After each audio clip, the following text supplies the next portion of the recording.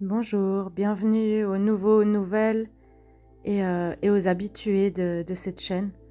Et j'en profite pour vous remercier pour ceux et celles qui partagent et qui mettent des commentaires et des petits likes. Et ça me motive à continuer à vous faire tous ces messages et, euh, et à vous donner peut-être un autre prisme sur certaines difficultés, sur certaines problématiques de couple ou des relations. Et je voudrais un petit peu plus encore vous parler de cet attachement désorganisé, parce qu'on en parle beaucoup aujourd'hui des troubles de l'attachement, et en fait on peut stabiliser les choses avec de la régularité et identifier ces traumas, mais surtout comprendre là à l'instant T, qu'est-ce que je fais à chaque fois dans la relation pour en sortir, comment je prends soin de mon système nerveux au quotidien dans mon corps. Et une fois que j'ai les clés de compréhension, comment je vais pratiquer et chercher de l'aide. Et j'ai envie de vous donner un peu en survol ce prisme en fait de compréhension de l'attachement désorganisé pour comprendre aussi pourquoi le lien fait peur. Et même si on a compris, dites-vous bien que si vous avez compris que votre partenaire a un attachement qui ressemble à un attachement désorganisé et que vous avez un autre style d'attachement, vous ne serez jamais à l'intérieur de cette personne pour sentir et voir à quel point elle sent et voit de cette manière. Parce qu'en fait, il suffit pas de dire à l'autre « oui, mais tu sais, faut faire comme ci, comme ça, puis ça ira mieux ». C'est vraiment que les peurs bleues, parfois, elles reprennent le dessus et c'est pas toujours facile d'affronter ça. Donc, il y a des grands traits qu'on peut retrouver dans les styles d'attachement et le désorganisé, dans les grands traits, si on résume vraiment, on peut voir des personnes qui ont très envie d'être en lien, qui recherchent le lien, mais une fois qu'elles sont en lien, quand l'autre vient vers lui ou vers elle, elles flippent, elles ont peur et elles se retirent. Et ça a une histoire. Ça a une histoire qui commence quand ma figure d'attachement qui est censée prendre soin de moi, c'est aussi celle qui me blesse et c'est aussi celle qui me fait peur. Et du coup, on a le cœur là d'une grande blessure, d'un trauma relationnel. Ça veut dire que je grandis avec une figure d'attachement que j'aime, un père ou une mère, mais dont je peux avoir peur à certains égards, par moments, ou qui me blesse par moments, par de la culpabilisation, par de la violence verbale, physique. Et en fait, quand le danger vient du lien, surtout des figures d'attachement, c'est de là que naît en fait ce qu'on appelle le trauma complexe.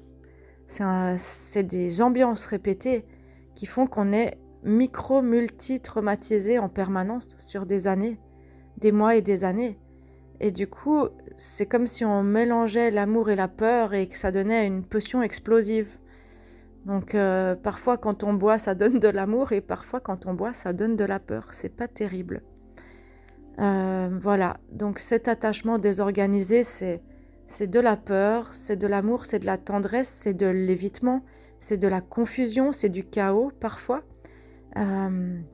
c'est une empathie extrême parfois et c'est surtout une empreinte à l'intérieur du cœur qui est là de longue date. Une empreinte qui définit ma manière d'entrer en lien et dans le monde. Et comme je vous disais dans d'autres podcasts, les attachements désorganisés sont souvent des personnes très éveillées, très sensibles, qui sont conscientes des choses, mais qui n'arrivent pas forcément à en sortir tout de suite, qui ont besoin de beaucoup de lenteur et de délicatesse pour réussir à calmer en fait le système nerveux et la tempête intérieure. Et ça vient pas seulement d'un acte, d'un événement traumatique, ça vient d'une ambiance répétée de rejet, d'imprévisibilité, quand mon parent se comporte comme une fois comme ci, une fois comme ça, ou que mon parent se prend pas en charge émotionnellement, prend pas ses responsabilités, quand mon parent me fait peur ou me rejette ou se met en colère. cette ambiance répétée-là fait que je mélange ces ingrédients d'amour et de peur et je sais plus très bien à quoi m'en tenir dans le lien. Et c'est pour ça que les attachements désorganisés ont besoin d'une extrême clarté, que les choses soient très claires. Ils ont besoin, et ils et elles, ont besoin d'une grande sécurité et que l'acte suive la parole. Ça, c'est une des pires choses que vous puissiez nous faire, parce que je me mets dedans. C'est quand il y a des paroles et en fait, il y a une incohérence totale entre l'acte et la parole. Voilà, parce que en fait, enfant, on a envie de se réfugier dans les bras de la figure sécure, qui est safe, qui nous donne de la sécurité. Et en même temps, ces bras, ils font peur. Et ça veut dire que, par exemple, je veux un câlin de ma maman, et en même temps, je sens que ma maman souffre et que je vais être son doudou. Donc, je veux ce câlin, et en même temps, ça me fait mal, parce que je sens sa douleur. J'aime mon père, je veux de la tendresse, des félicitations, jouer, du temps de qualité, et en même temps, sa colère me fait peur. Et ce climat-là, ça crée en fait un état d'hypervigilance interne qui commence à s'installer. Et il n'y a pas de solution. L'enfant est tout le temps en hypervigilance parce qu'il n'a pas un lien qui est toujours sain, qui est toujours rassurant. Et en même temps, il a envie de construire cet amour. Et du coup, ça crée un paradoxe interne, un conflit interne, et où il devient difficile en fait dans le temps d'apaiser la peur et de sentir, d'installer un sentiment de sécurité qui est durable. Et ça me donne des personnes parfois qui me disent « Ouais, mais j'ai toujours senti un malaise dans mon corps, dans l'estomac ou la boule dans le ventre, ou j'ai jamais vraiment su d'où ça venait. » Oui, parce que c'est des personnes qui sont en hypervigilance depuis très très longtemps. Là où un attachement désorganisé s'est coupé de son corps et de ses émotions, un ambivalent désorganisé va avoir focalisé l'hypersensibilité sur ses sensations, sur cette hypervigilance qui se traduit souvent dans le corps d'ailleurs. Et quand le lien sécure, en fait, il manque pendant trop longtemps dans la construction, le cerveau, il va faire quoi? Il va apprendre à se méfier du lien. J'ai très envie d'être en lien et en même temps, le lien peut me blesser et est très dangereux. Et en même temps, j'ai envie d'amour et en même temps, j'ai un réflexe de protection qui m'empêche de m'abandonner dans l'amour. Et du coup, je prends des évitants, des évitantes pour me protéger de ne pas être trop envahie et pas recevoir trop vite, vu que je ne sais pas recevoir de manière ajustée. Et en même temps, ça me fait souffrir parce que je rejoue le fait de ne pas pouvoir recevoir de manière ajustée. C'est-à-dire quelqu'un qui traverse le pont et qui s'intéresse sincèrement, profondément à comment j'ai envie d'être aimée. Et du coup, je suis très blessée et plus il y a des échecs dans les relations amoureuses, plus le cœur se ferme. Et quand je vais chercher le lien à nouveau, ça active la peur. Et en même temps, j'ai cet élan en moi de fuir le danger qui va provoquer à nouveau la détresse de la séparation. Et même quand on travaille ça, il y a toujours des bribes qui restent parce que cette contradiction qui a été constante pendant très longtemps, elle imprime à l'intérieur de mon corps, de mon âme, de mon cerveau, un message qui dit « le lien, il peut faire mal, il fait mal ». Et du coup, l'enfant, il va faire quoi? Chez les désorganisés, il va apprendre à se couper de lui-même pour survivre, pour pas sentir cette douleur. Et du coup, il va souvent être le désorganisé dans un super activisme. Il va tout le temps être en mouvement et très tendu, la plupart du temps, dans ses muscles. Et il alterne entre ça et de la dissociation. Je vous explique ça un peu mieux dans un autre podcast sur les désorganisés. Et il y a ce conflit interne et ça donne des rythmes du corps toujours up and down. Et c'est épuisant pour le système nerveux. Voilà, donc une partie de moi veut du lien et l'autre partie de moi se méfie du lien. Et ça, c'est la base de ce qu'on appelle l'attachement désorganisé. C'est oui, non, oui, non, oui, non. Et quand je suis blessée, je peux rejeter l'autre très très fort parce que je me sens invisible en fait. Les attachements désorganisés ont beaucoup la blessure d'invisibilité. Voilà, donc de là découle le trauma complexe. Attention avec le mot du trauma, ça ne veut pas dire qu'on n'en sort pas, d'accord? C'est juste que j'ai grandi avec une idée inconsciente que l'amour, c'est dangereux. Et que si je m'attache, je pourrais de nouveau être vraiment blessée très très fort. Si j'ose à nouveau sentir l'amour dans les bras de quelqu'un, oui, je pourrais le perdre, mais surtout cette personne pourrait me blesser à nouveau. Et moi, je me rends compte de certaines phrases que j'ai entendues pendant des années qui m'ont vraiment blessée très fort pendant très longtemps. Et qu'aujourd'hui, quand j'entends une bribe de ces phrases, c'est quelque chose que je ne veux tellement plus vivre que pour moi, c'est comme si c'était rédhibitoire. Dans ces moments-là, c'est comme si tout le reste dans la relation n'existe plus. Et ça me demande un recentrage, ça me demande de communiquer clairement à la personne. Et si ça peut pas être entendu, ça vient me chercher dans un endroit où je veux plus vivre ça, où mon système il dit non, il repousse. Et j'écoute les signaux de mon corps et ça me permet d'être plus centrée et de ne plus accepter certaines choses que je ne veux plus m'infliger. Et ça, je vous propose de faire ce travail-là parce que c'est assez beau, parce que l'amour des autres commence quand on se donne cet amour, mais se donner cet amour, ça ne veut pas dire s'aimer soi-même et se nourrir que de soi. Ça veut dire justement poser ses limites et expliquer aux autres. Et les bonnes personnes, elles resteront, elles vont s'intéresser profondément et elles vont essayer de faire mieux. Elles vont essayer de comprendre et elles vont essayer de se livrer, de partager aussi. Et ça, c'est des attachements qui deviennent plus sécures. Il y a plein d'études en neurosciences que vous pouvez lire qui parlent de ces attachements. Et en fait, un désorganisé, il a un développement des circuits neuronaux qui sont particuliers et qui développent en fait avec une assiduité accrue à la lecture des signaux sociaux et à la régulation émotionnelle aussi. Et quand ce système d'alerte en moi reste activé tout le temps, j'attends le danger. Je fais l'algorithme de tout ce qui est possible pour être sûre que je suis prête si jamais ça m'arrive. Et même quand il y a de la sécurité, il y a toujours un peu d'hypervigilance, de la honte, de la méfiance chronique, un manque de confiance et du repli. Et ça donne des états où vous pouvez vous sentir spectateur et spectatrice de votre vie.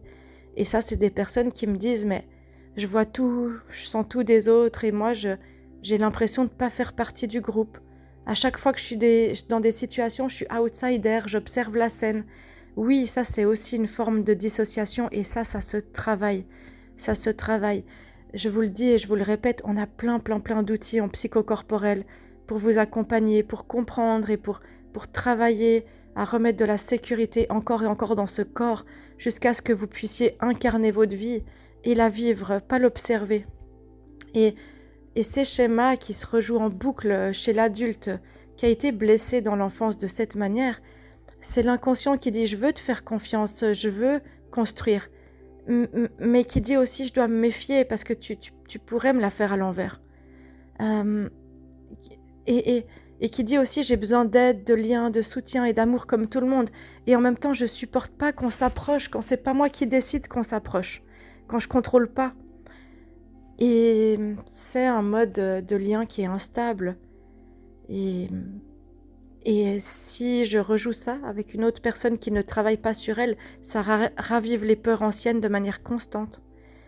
Alors, voilà, c'est un mécanisme de survie qui est appris très tôt et qui se réactive chez l'adulte par des relations intenses qui se suivent de ruptures impactantes en fait. Et la peur d'être trop proche et la peur d'être trop abandonné, la peur d'être invisible, de ne pas être entendu, la peur de ne pas recevoir quand on fait rien, et en même temps on a besoin de contrôler pour recevoir. C'est tout un paradoxe. Et quand il y a tout ça qui fait le chaos à l'intérieur, souvent la personne désorganisée, elle va se mettre dans un repli émotionnel pour plus souffrir. Et après l'autre lui manque, et ça fait aussi des up and down comme ça émotionnels. Voilà, mais c'est une blessure, pas une identité. Ça veut dire que c'est une mémoire, c'est une empreinte à l'intérieur de vous et non votre essence. Ça, c'est important. C'est pas figé dans le temps, ça se travaille, ça se module. Les connexions neuronales peuvent se refaire, le système nerveux. en activant le nerf vague, on peut relaxer notre système. Il y a des techniques pour ça. Et voilà, c'est pas quelque chose qui va être forcément toute la vie si on le travaille. Attention, si on le travaille, si vous faites que comprendre, il n'y a rien qui bouge. Mais du coup, c'est tout simplement l'empreinte d'un système inscrit en vous, programmé, qui n'avait jamais trouvé une solution. Je peux pas sentir l'amour de manière sécure, tout simplement. Et du coup, cette sécurité émotionnelle, elle se reconstruit. Quand on pratique, par exemple, régulièrement de l'imago, au bout de quelques semaines, de quelques mois, on sent qu'il y a quelque chose qui se passe de grand. Et quand j'ose construire des liens fiables, de parler de ce que je ressens, de ce que je vis et qu'il y a des bonnes personnes autour de moi, je peux aussi faire une thérapie qui me convient, aller dans le corps. Et voilà, c'est pas cesser d'être effrayé de faire ce chemin, mais c'est à l'instant T d'identifier ce qui est en train de se rejouer pour pouvoir prendre un autre chemin, laisser la place à un autre programme et d'apprendre en fait à cohabiter avec ces deux parts et d'en prendre soin, d'avoir de la compassion pour soi, d'apprendre à recevoir aussi tous les actes que les autres vous donnent qui ne sont pas dans vos langages de l'amour, d'apprendre à donner mieux votre mode d'emploi aux autres. Et tout ça, ça peut se réguler. Voilà. Donc si vous êtes touché par cet attachement désorganisé, parce que vous avez un ou une partenaire comme ça que vous comprenez pas trop, ou si vous-même, vous avez tellement du mal à sortir de ce schéma-là, ou si vous en souffrez dans votre relation, venez faire un stage Imago et venez vous faire accompagner, parce que c'est beau et que vous pouvez en sortir. Si vous êtes là à écouter ces podcasts, c'est que vous avez déjà fait le choix de guérir et de grandir et d'évoluer. Voilà. Alors n'hésitez pas à partager si ce message peut parler à quelqu'un, peut aider quelqu'un. Et aujourd'hui, dans nos sociétés qui vont très vite, beaucoup de réseaux, beaucoup de bips, beaucoup de lumière partout, il y a beaucoup d'enfants qui ont grandi avec des liens pas très adéquats. Il y a beaucoup d'adultes aussi qui ont eu les anciens modèles d'éducation et on ne parlait pas de tout ça. Donc c'est vrai qu'aujourd'hui, de tomber là-dessus, ça met du sens. Mais du coup, ne restez pas seul avec tout ça à l'intérieur de votre cœur, c'est ce que je vous propose. Parce qu'on peut toujours s'améliorer vers quelque chose de beaucoup, beaucoup, beaucoup plus ancré et sécure avec le temps. Moi, je vous souhaite une belle journée et à tout bientôt. Merci pour votre écoute.